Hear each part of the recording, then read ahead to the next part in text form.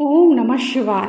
शिव भक्तों, आपका स्वागत है हमारे चैनल भक्ति कथा संग्रह में। आज हम आपके सामने प्रस्तुत करने जा रहे हैं श्री शिव महापुराण तृतीय खंड से सती का दक्ष के यज्ञ में आना। जिस समय देवता और ऋषि दक्ष के यज्ञ में जा रहे थे, उस समय सती जी गंधमादन पर्वत पर अपनी सखियों के साथ अनेक क्रीड़ाएं कर रही थी। सती जी ने देवताओं और ऋषियों को जाते देखा, तब चंद्रमा रोहिणी से आज्ञा लेकर गए। सती जी की आज्ञा से विजया नामक सखी ने चंद्रमा से सब वृतांत जानकर उनसे कहा। सती ने भगवान शंकर से कहा, हे प्राणेश्वर, मेरे पिता एक बड़ा भारी यज्ञ कर रहे हैं, उसमें आपको क्यों नहीं निमंत्रण किया गया?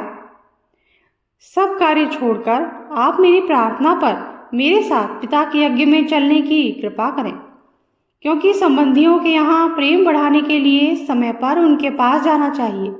शिव जी बोले, हे देवी, तुम्हारे पिता दक्ष मुझसे वैर भाव रखते हैं, इसी वजह से उन्होंने तुम्हें भी नहीं बुलाया। परंतु बिना बुलाए कहीं नहीं जाना चाहिए। बिन बुलाए मेहमानों को मरण तुल्य अपमान सहन करना पड़ता है। यह सुनकर सती जी बोली, हे स्वामी, आपसे ही तो यज्ञ पूर्ण होता है, फिर आपको न बुलाने का कारण जानना चाहती हूँ, अतः मुझे ही जाने की आज्ञा दीजिए।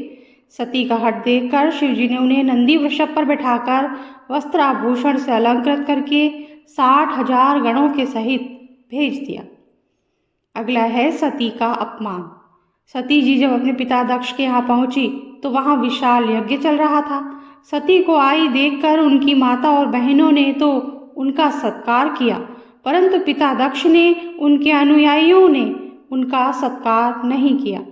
फिर भी सती ने समान भाव से सबको नमस्कार किया। उसने यज्ञ में अपने पति का भाग न देखकर उन्हें महान दुख हुआ और वे अपने पिता से बोली, आपने मेरे पति शंकर भगवान को क्यों नहीं बुलाया, जबकि वे स्वयं यज्ञ स्वरूप हैं? उनके बिना आपके यज्ञ कैसे प्रारंभ कर लिया? क्या आप उन्हें एक साधारण देवता समझते हैं? यह तो उनका घोर अपमान है।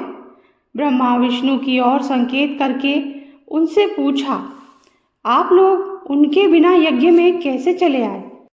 दक्ष ने क्रोधित होकर कहा, हे पुत्री, तू यहाँ बिना बुलाए क्यों चली आई? अब तू यहाँ रहे या चाहे चली जा, तुझसे मेरा कोई संबंध नहीं है। तेरा पति भूत प्रेतों का स्वामी है, जो वेद के अनुसार बहिष्कृत, अकुलीन और अमांगलिक है, इसलिए मैंने तेरे पति को नहीं बुलाया। यह सुनकर सती बोली, जो व्यक्ति भगवान शिवजी की निंदा करता है या सुनता है, दोनों ही नरक के वासी बनते हैं। इतना कहकर सती ने अपना शरीर योग द्वारा भस्म कर दिया। अगला है सती का देह त्यागना। जब सती ने योग द्वारा अपना शरीर त्याग दिया तो चारों ओर हाहाकार मच गया। उधर सती के द्वारा अपने प्राण छोड़ते ही उनके साथ आए गणों ने हाथों में शस्त्र उठाकर मार काट मचाने लगे। सब दिशाओं में प्रलय का दृश्य उपस्थित हो गया। उनके साथ आए 60,000 गणों में से 20,000 तो स्वयं ही शोक में व्याकुल होकर समाप्त हो गए। भृगु ऋषि ने इसके निवारण हेतु आहुतियां प्रदान की। इससे ऋतु नामक बहुत से असुर उत्पन्न हो गए। उन्होंने शंकर जी के गणों से युद्ध प्रारंभ कर दिया। उन्होंने भगवान शिव के गणों की शक्ति क्षीण कर दी। यह दृश्य देखकर आकाशवाणी हुई कि हे मूर्ख दक्ष, तूने बड़ा अनर्थ कर डाला। तूने स्वतः आई अपनी पुत्री का अपमान कर डाला। तुझे तो शंकर जी और सती का पूजन करना चाहिए था। यह तो अनादि शक्ति, जगत की सृष्टा और कल्पांत में संहारिका है। इस प्रकार भगवान शंकर की सबके स्वामी और कल्याण करता है। उनके दर्शन मात्र से ही संपूर्ण यज्ञों का फल प्राप्त हो जाता है। तूने उनका सत्कार नहीं किया, इसी कारण तेरा यज्ञ नष्ट हो गया। हे दक्ष प्रजापति, शिवजी की पूजा किए बिना तेरा कल्याण संभव नहीं है।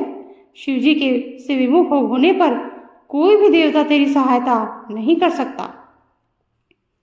इसी के साथ आज का ये वीडियो हम समाप्त करते हैं। अगर आपको अच्छा लगा हो तो लाइक ज़रूर कर दीजिएगा और चैनल को सब्सक्राइब नहीं किया है तो अब तक सब्सक्राइब कर दीजिए, बेल आइकन प्रेस कर दीजिए, ताकि हमारे आगे आने वाले वीडियोस भी आपको आसानी से मिल सके। Thank you.